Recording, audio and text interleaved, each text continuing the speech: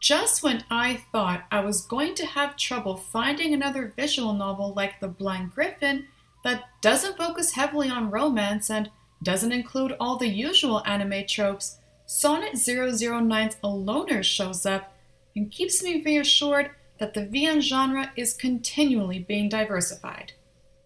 Once again, a big round of applause to the creator for giving us something refreshing and emotionally challenging. I have always been a fan of dystopian and post-apocalyptic narratives. I'm overjoyed to see that these types of storytelling are making a transition to the VN industry.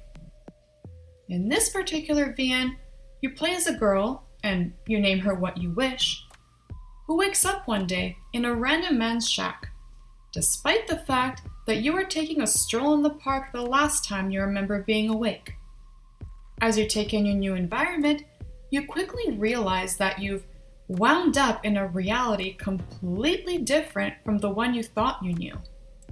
Not a very pleasant one at that. It's up to you and your new companion, who calls himself Trash, to figure out if there's anything out there beyond the ominous red cloud Trash keeps warning you about, and to try and keep yourselves alive all the while.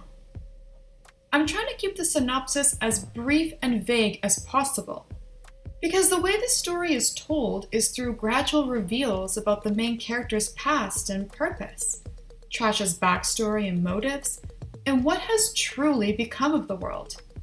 So, I'd like to leave everything a mystery, just as it was for me in my first playthrough.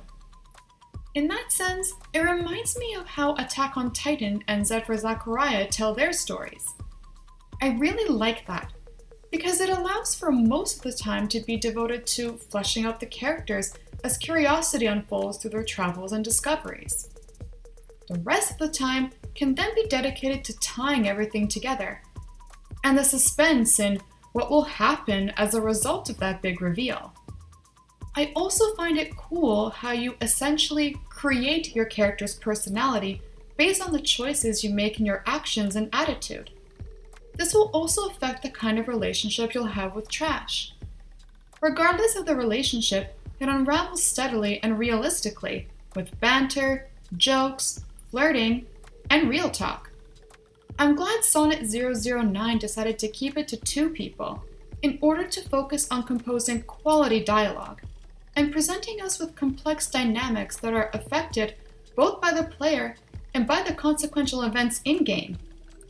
You will constantly be making choices in this VN, and it's the optimal way to increase engagement between the player and the narrative. Not only is their growing relationship satisfying, but you'll also see your character adapting to situations that you'd probably never imagine yourself in. Beyond that, this game skillfully stresses the idea that nothing is clear-cut. There's no telling whether the intent behind placing the protagonist in this situation will follow through. It's uncertain whether all the surviving humans, who had become mutants, can be saved. Ultimately, we don't know what kind of world this will or can become. In a way, this can be seen as a sort of commentary for our world. Have we ever actually been able to predict how things will go? And is it possible? Or do we focus on the process of changing something itself, as opposed to what the effect will be in the long run? This shows that horror comes from not only the dilemma and restrictions you and your loved ones are faced with, but also from wondering about what will become of the future from an outsider's perspective. You know a story is great when it inadvertently sets those cogs in your brain on overdrive. Speaking of which, Trash is a pretty well-written companion and potential love interest. It takes him a while to truly open up to you, and you know it's meaningful when he does. It could very well be the case that he has motives of his own, but he proves his devotion to you and your safety time and time again. You can always tell that he has conflicting emotions that he tries to hide from you. In trope terms, he's a low-key softie with a brash exterior. His design is awesome. It totally suits his character and environment, and reminds me a lot of the boys from Holes. One common criticism I hear about this game is that the backgrounds look awful. Isn't that kind of the point? They're in a post-apocalyptic wasteland, after all. I think the cheap, disgusting, and contagious aesthetic really works in this scenario.